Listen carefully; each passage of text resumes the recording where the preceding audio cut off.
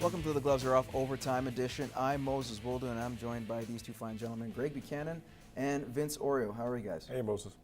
Good. Excellent. Good. Glad to hear you guys are good to go.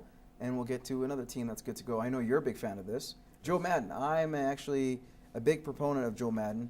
I thought the Blue Jays should have fired Gibbons as their manager to go after what Joe's done. Yeah. If you look at his career and how he's kind of built teams, Tampa Bay most recently, he led them to a World Series title. This is a team that's on a shoestring budget, and they got to a World Series. Not only that, but we're very competitive in a tough American League East when you had the Yankees running it and the Red Sox close behind. So with that said, you look at the move Joe Maddon has made. He's gone from Tampa to Chicago, the Windy City, joining your Cubs. Greg, A, how do you feel about the move? And secondly, what do you think of his prediction saying the Cubs will make the postseason next year? Oh, I sure hope so. I'm a Cubs fan, and when you look at Barkman's catch there, and it's played over and over again on ESPN, and that was the closest we've been for a long time. So it's nice to see that we do have a manager that has a pedigree of winning. The only thing is, I question whether or not how much the manager plays an effect on what happens on the field if he doesn't have the right pieces. Because you're just as good as the talent that you have in the dugout with you. And I think the Cubs have the talent level's a little shallow right now, and they have to improve their talent pool. And if they do, then they have the right guy as the skipper. But again, I think he's a good man for the game, but at the same time, he needs the pieces too. But you know what? They always say if you could get a good manager in place, you could get the most out of you, especially in that role where kids are going to look up to you. It's a very young team in Chicago. Do you think Joe Maddon can pull it off? Well, I think so. The Cubs have had talent before and without the leadership. And so if you can create a culture, which he has a history of doing, creating the culture on a team to win, I think he can be successful. All right, guys, we'll move on now. How about the Philadelphia Eagles? Chip Kelly, not a bad job when you talk about creating a winning culture. Did it in the NCAA with Oregon. Now is doing it with Philadelphia in year 2. Looking pretty good. Considering that you lose your starting quarterback in the way they did, and then you bring in a guy like Mark Sanchez, whose highlight of his career is the butt fumble from 2 seasons ago. Yeah. All of a sudden, he plays lights out and helps them win, and they now lead the NFC East. So, guys, you look at Chip Kelly and his influence. How much do you give him the credit for the success Philadelphia is having this season?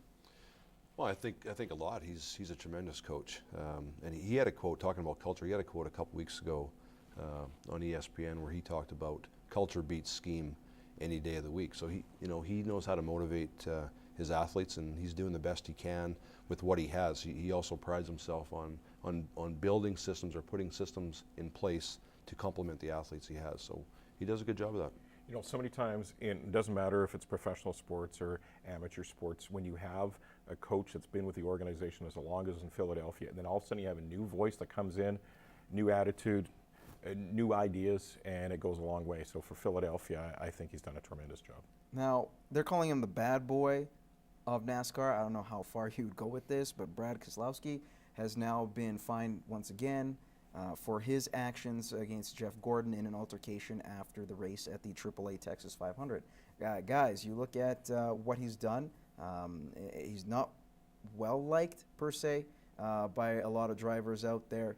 Should there be more of a punishment for this, or is NASCAR going to let this slide? Because, not going to lie, I'm not a NASCAR fan, but I did find it entertaining, and I did watch that scrap. So do you think this is a good thing for I guess, NASCAR? I think it brings bad publicity to the sport, I guess, when they're fighting in the pit afterwards. Yep. But if you watch the tape of the race, and these guys live on the edge, right? They're going over 100 miles an hour all the time. And he saw a hole, and he tried to shoot through the hole. Albeit it was quite narrow. Small, but if you look, I think it was the 24 car sort of leaned into him as he was, trying to squeeze him out. So I think as far as the race aspect is concerned, there's blame on both drivers. The fight afterwards, although it's entertaining to watch, it doesn't really belong in that sport. There's so many times in NASCAR and stuff like this happens, and you're just waiting for Vince McMahon to jump out and promote it, and because it looks like it's professional wrestling at times. It sells. I'm sorry, you said you found it interesting. You're not a NASCAR fan. That's what they want. They want people that are not NASCAR fans see that and go, wow, I'm going to come and watch NASCAR, because there could be a fight after the race. They like to compare chuck wagon racing and NASCAR in Western Canada. hey, I've been around chuck wagons a long time. I've never seen that. Well, if they did, that'd be quite interesting where you see cowboy hats and they flying all over the place. Yeah, that would make it very interesting on radio for me. So. I think the drivers spend so much time behind the windshield and behind those big helmets, they want their faces on TV, so they'll do whatever they can to get their face on TV. Yeah, it's all about selfless promotion, and that's what we do here. Speaking of beautiful faces, two guys right here. Greg, Vince, thank you so much. Thanks, Moses. Thanks. All right, and thank you for joining us on the OT edition of Gloves. You can tune in every Tuesday on CITL to watch us at 7:30, and of course, come back to our Facebook page where we like to jibby jab, I guess we'll call it. In the meantime, we'll see you in 7 days.